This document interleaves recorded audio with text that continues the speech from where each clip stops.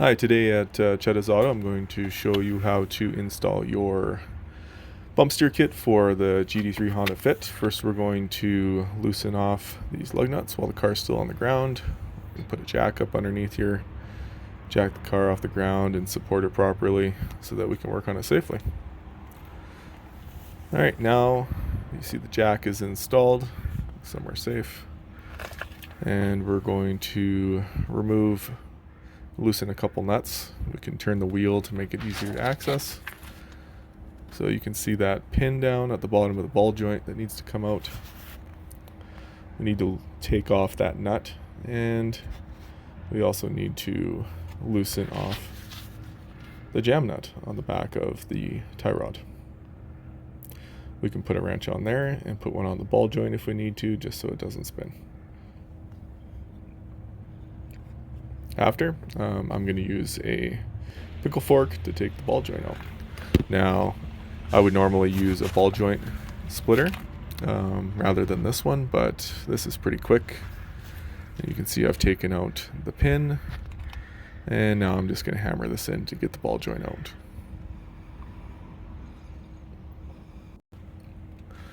And the ball joint's out. I've also loosened the jam nut, and the ball joint tie rod should just spin off nice and easy, just like that.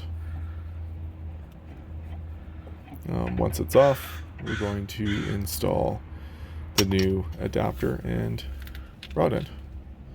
So this stainless adapter threads onto the original steering link, and then we're going to install the rod end.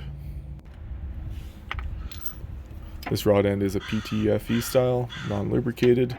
I recommend this style, or you can use a chromoly one with a lubricator. Some have grease nipples and dust boots.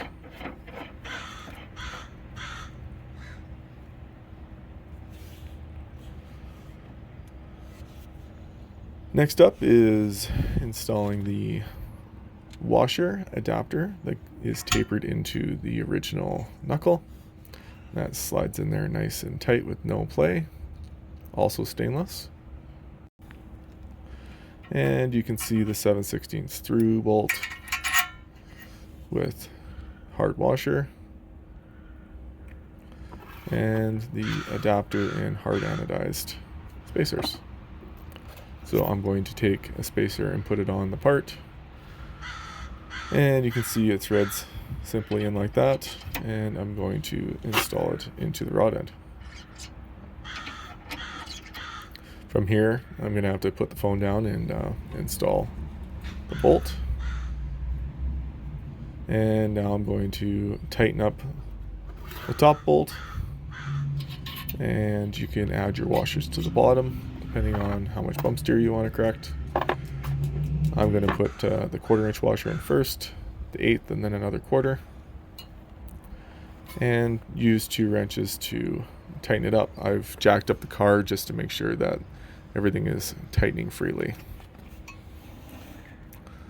Go ahead and tighten the back adapter to the rod end, and then hold on to the rod end and you can tighten the jam nut. From here, just gonna double check I've got everything tight and put the wheel back on and lug nuts. Now I just want to remind everybody that these are off-road use parts only. They're for a race car.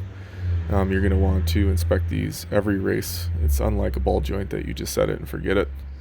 You're going to want to make sure there's no wear. You want to make sure all those bolts are nice and tight, because unlike a standard ball joint, there's not cotter pins. It's strictly a race part, so make sure everything's nice and tight very frequently to make sure that you don't have premature wear or damage, or the part could possibly fall out. There's other chromoly rod ends you can install here that do have dust boots if that is something that is concerning you.